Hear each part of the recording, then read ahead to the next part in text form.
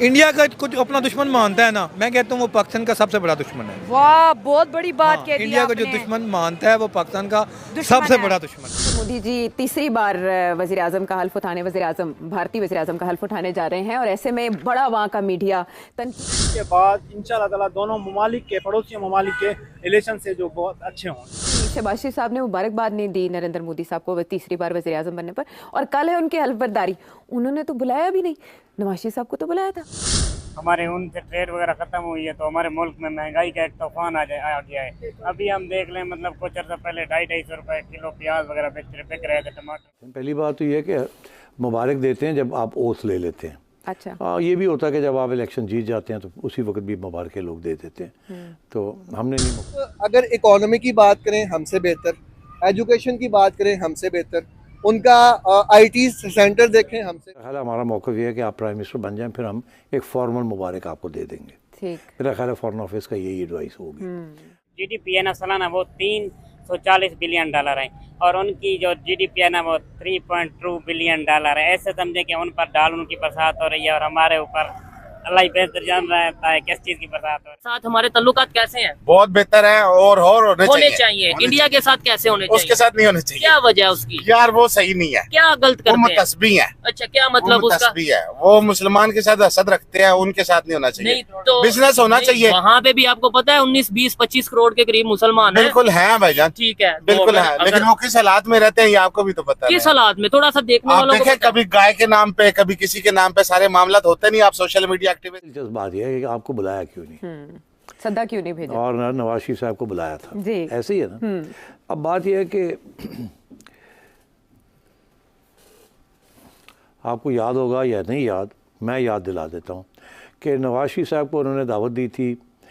उससे पहले राब्ते भी हुए थे प्राइम मिनिस्टर साहब के साथ। नवाज शरीफ साहब 2013 में प्राइम मिनिस्टर बने थे, नरेंद्र मोदी 2014 में जाके बना। ठीक, तो इसलिए उसके दौरान before he became prime minister उन्होंने मियाँ साहब के साथ राब्ते खोल लिए थे, इनडायरेक्ट राब्ते खुल गए थे। अच्छा। और क्योंकि मियाँ साहब की एक पॉलिसी स्टेटमेंट एक दफ़ा नहीं बहुत दफ़ा बयान किया गया था कि मैं नॉर्मलाइजेशन करना चाहता हूँ, तजारत करना चाहता हूँ, नॉर्मलाइजेशन करना। और कश्मीर एक मसला है, सारे मसले हैं, बहुत से और भी।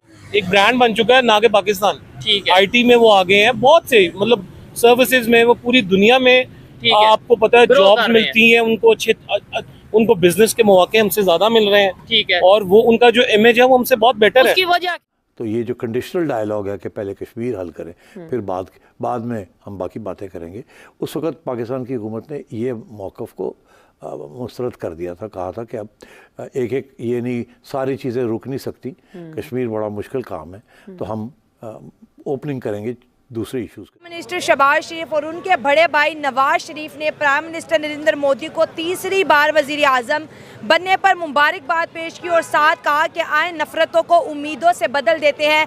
बदले में जो है मोदी साहब ने उनको थैंक्स भी बोला और कहा कि हम भारतीयों की सिक्योरिटी पे कोई कॉम्प्रोमाइज़ नहीं करेंगे। ये जो दोनों लीडर्स के बीच जो एक्सचेंज हुआ है एक्स के ऊपर, इसके बारे में आपकी क्या राय है? क्या लग रहा है आपको कि आने वाले हालात कैसे होने वाले? अगर हमारे इंडिया के साथ रिलेशन बेहतर होते हैं तो उसके साथ हमें क्या फ़ायदा, क्या नुकसान है? बिल्कुल, बड़ा अच्छा पॉइंट उठाया, ज़रूर डिस्कस करें। और सबसे पहले जो हमें बेनिफिट हैं वो फाइनेंशियल बेनिफिट हैं। फाइनेंशियल बेनिफिट में ये है कि अगर हम इंडिया के साथ ट्रेड करते हैं ना, तो ये जो पाकिस्तान में 67% लोग जो भिखारी भूखे नंगे सो रहे हैं ना, कम से कम उनको 2 वक्त खाने की रोटी मिल जाएगी।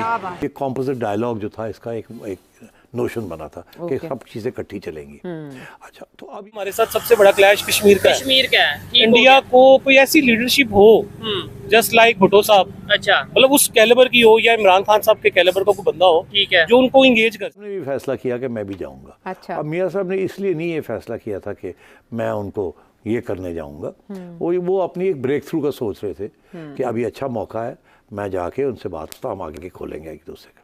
इकोनॉमी और हमारी इकोनॉमी में डिफरेंस क्रिएट देखे ना, कितना डिफरेंस है। कोई मेल जोल बनता ही नहीं। अगर डिफरेंस का कुछ थोड़ा बहुत फर्क हो ना 19-20 का, फिर चलो कहते हैं जितनी हमारी टोटली इकोनॉमी है उतना वो फिल्म इंडस्ट्री से कमा रहे हैं। कि जो फौजी की आदत थी उन्होंने अपोज किया, उन्होंने कहा कोई ज़रूरत नहीं जाने की, कोई ज़रूरत नहीं जाने की। हमारी बुक्स में हमें ये पढ़ाया जाता है कि इंडिया हमारा दुश्मन है। 1965, 1971 जो भी है, इंडिया हमारा दुश्मन नहीं है। ठीक है, ये अगर मैं हिस्ट्री में मैंने 2-4 किताबें पढ़ी हुई हैं, इससे आगे 2-4 लफ्ज़ बोलूँगा तो मुझे उठा लिया जाए। बैक चैनल के ज़रिए कोई बातचीत शुरू करें कि बातें क्या होंगी, ये ना हो कि आप जाएं और बातें शुरू कर दें और वो आगे से ना कर दें, तो बेइज्जत हो जाएगी। ऐसे नहीं करते। There is a diplomatic way of doing it. तो तुसी मैंने जल्दी छलांग मार के ना जाओ, ठीक है, ठहर जाओ। फिर मियाँ साहब ने इंसिस्ट किया, नहीं मैं तो पाकिस्तान के खिलाफ बोलेगा। अच्छा, दूसरे कोई उनके प्राइम मिनिस्टर, होम मिनिस्टर बोलेंगे तो वो पाकिस्तान के खिलाफ बोलेंगे। ठीक है, तो ऐसा नहीं करना चाहिए। हमसाया मुल्क है, उसमें बहुत सारे मुसलमान। इतनी स्ट्रांग हो गई है और रिजिड हो गई है कि हमें पीछे हटना हमारे लिए मुश्किल हो गया। ठीक, और इंडिया जो अपने काम करता जा रहा है, इधर उधर सब ड्रामे हो रहे हैं उनके। तो इस टाइम मेरा ख्याल है उन्होंने सोचा कि इन्होंने आना तो है नहीं, हमने इनको इनवाइट किया तो इन्होंने ना कर देनी है। ऐसा हो सकता, ऐसा बिल्कुल हो नहीं जाएंगे। इसहाक डार साहब तो नॉर्मलाइज करने की बात कर रहे थे, नवाज शरीफ साहब वहां से चले थे लंदन से, तो नॉर्मलाइज करने की बात विदाउट द एस्टैब्लिशमेंट्स। ओके, आपने एक शो और वो टर्म्स एंड कंडीशंस जो हैं वो पहले तय होती हैं। उनके साथ ट्रेड करते हैं ना। ये जो इंडिया हमसे नमक बाय करता है, हमारे साथ दुनिया में कोई भी मुल्क ट्रेड करने को तैयार ही नहीं है। क्यों हम फॉल्ट में हैं?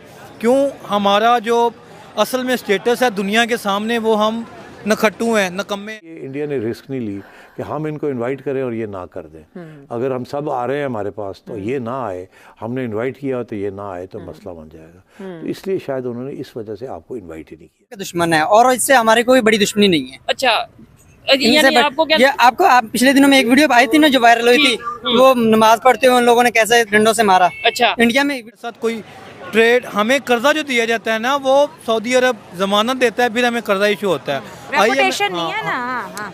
जब तक हम भारत के साथ ट्रेड ना करेंगे, हमारे मुल्क की कभी भी इकनॉमी ठीक नहीं हो सकती। जिस तरह मर्जी, बेशक इमरान खान आए, बेशक नवाज शरीफ आए, बेशक जरदारी साहब आए, कोई भी गवर्नमेंट आ जाए, तो जिसकी भी गवर्नमेंट आ जाए, बात होगी कि जिंदा रहने के लिए ऑक्सीजन जरूरी है और पाकिस्तान की इकोनॉमी के लिए बहारत जरूरी है। मैं आपको मिसाल देता हूँ बांग्लादेश की। बांग्लादेश 1971 में हमसे अलहदा हुआ था, तो बर्मा के साथ उनके रिलेशन देखें, कितने नाजुक रिलेशन है, कितने डेलिकेट उनके साथ उनके रिलेशन है, मगर आज तक उन्होंने उनके साथ ट्रेड इशू नहीं ना हल होगा, तब तक कुछ भी नहीं हो सकता। वो तो होने नहीं देना। जिस दिन वो कश्मीर का हल हो गया तो रोटी पानी खत्म हो जाएगी। किसकी? इन्हीं की। ये जो सियासतदान लोग हैं, ठीक हो गया, ये जो कभी कहते हैं कि आगे आ जाओ, कभी कहते हैं पीछे चले जाओ। अच्छा, कश्मीर में जिस दिन वो प्राइम मिनिस्टर तीसरी दफा बने ओथ ले रहे थे, उसी दिन अटैक हो गया, उन्हें तो फिर गुस्सा होगा। तो वही करते हैं जानबूझ के। नहीं, उनकी साइड पे हुआ अटैक, तो वही करते हैं, वो वही करते हैं, खुद ही करती।